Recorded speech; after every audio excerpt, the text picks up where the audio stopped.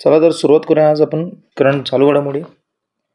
तर आजचा पहिला प्रश्न आहे, पॅरिस ऑलिम्पिक 2024 मध्ये ध्वजवाहक म्हणून खालीलपैकी कोणाची निवड झाली? तर याचे योग्य उत्तर ऑप्शन क्रमांक ए PV सिंधू आणि शरद कमल. 18वी लोकसभा निवडणूक एकूण किती टप्प्यात झाली? ऑप्शन क्रमांक बी 7 टप्प्यात झाली. 18व्या लोकसभेबद्दल काही आपण बघूया निकाल. तर भारतीय जनता पक्ष यांना एकूण किती सीटा मिळाल्या? तर 240. लक्षात ठेवा, 240 हा कायम प्रश्न विचारला आहे बरं का. आपल्याला फक्त यातलं ठराविकच बघायचं, सगळं बघून काय उपयोग नाही, आपल्यासाठी नाही आहे. भारतीय राष्ट्रीय काँग्रेस आहे, त्यांना 99 जागा मिळाल्या. समाजवादी पक्ष 37 आणि नंतर बघूया आपण खाली डायरेक्ट शिवसेना उभाटा गट, त्यांना 9 जागा. तर राष्ट्रवादी काँग्रेस 8 आणि शिवसेना शिंदे गटाला 7 जागा. महाराष्ट्र लोकसभा निकालचे वैशिष्ट्य बघूया आपण. सर्वाधिक मताधिकाने विजय होणारे खासदार पियुष गोयल आहेत. मुंबई उत्तर मतदारसंघातून सर्वात कमी मताने रवींद्र वायकर 48 मतांनी जिंकलेले आहेत. तर महाराष्ट्रात एकूण महिला खासदार किती आहेत? 7 आणि अपक्ष उमेदवार एकच आहे, सांगलीतून विशाल पाटील. त्यानंतर पक्षानुसार बघूया आपण.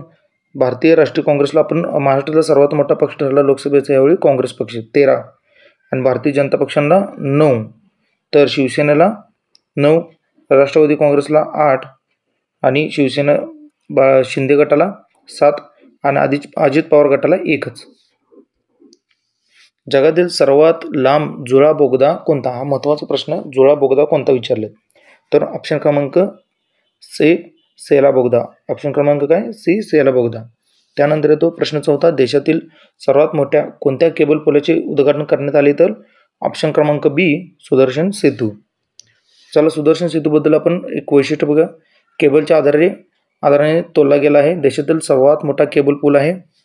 परत पुलासाठी सौर ऊर्जेचा वापर करतात आणि भिंतीवर, हे लक्षात ठेवा, भिंतीवर श्रीपाद भगवद्गीतेतील श्लोक आहेत, श्रीकृष्णाची चित्र आहेत आणि गुजरातमधील पहिला सी लिंक आणि केबल ब्रिज आहे.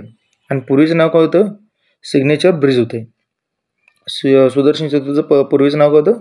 Signature bridge. आणि राष्ट्रीय महामार्ग 51. प्रश्न 5वा, स्टॅच्यू ऑफ सोशल जस्टिस पुतळ्याचे अनावरण कोठे करण्यात आले? तर ऑप्शन क्रमांक ए Vijayawada Andhra Pradesh. Statue of social justice याबद्दल आपण माहिती घेऊया. पुतळ्याचे अनावरण कधी करण्यात आले? 19 जानेवारी 2024. ठिकाण विजयवाडा आंध्र प्रदेश. पुतळ्याची उंची बघा तुम्ही, चौताऱ्याचा आहे 206 फूट आहे आणि पुतळ्याची नुसतं उंची म्हटला रेग्युलर नुसतं चौतारा सोडून तर 125 फूट. चौताऱ्याची उंची आहे फक्त 81 फूट. डॉक्टर बाबासाहेब आंबेडकरांनी जगातील सर्वात उंच पुतळा ठरलेला आहे. हा जो पुतळा आहे हा जगातील सर्वात उंच डॉक्टर बाबासाहेब आंबेडकरांचा पुतळा ठरलेला आहे. आंध्र प्रदेशचे मुख्यमंत्री YS जगनमोहन रेड्डी यांच्या हस्ते करण्यात आले उद्घाटन. आणि पुतळ्यासाठी एकूण 800 टन पोलाची वापर केलेला आहे. डॉक्टर बाबासाहेब आंबेडकर यांचा दुसरा सर्वात उंच पुतळा हैदराबादला असून तेथील पुतळ्याच्या चौताऱ्यासह 175 फूट आहे. प्रश्न क्रमांक 6वा, नवीन स्थापित रामलल्लाच्या मूर्तीला काय म्हटले जाईल? तर नवीन स्थापित रामलल्लाच्या मूर्तीला ऑप्शन क्रमांक सी अचल मूर्ती म्हणतात. आणि जी उत्सव मूर्ती आहे ना, हे 1 नंबरचं लक्षात ठेवा. हा जे 1949ला जेव्हा मूर्ती स्थापन केली होती त्या मूर्तीला उत्सव मूर्ती म्हणतात. आणि आत्ताच्या प्रश्नाचं उत्तर आहे आपलं ऑप्शन क्रमांक सी अचल मूर्ती. आता अचल मूर्तीबद्दल आपण वैशिष्ट्य बघूया. तुम्ही बघू शकता इथं खाली हनुमान, परत मत्स्य, कुर्म, वराह, नरसिंह, वामन हे जे 10 अवतार होते ते आहेत. परत कल्की, बुद्ध, कृष्ण, राम, परशुराम, गरुड देवता आणि कमळावर विराजमान. परत चक्र, गणपती, ओम, सूर्य, शंख, गदा, स्वास्तिक.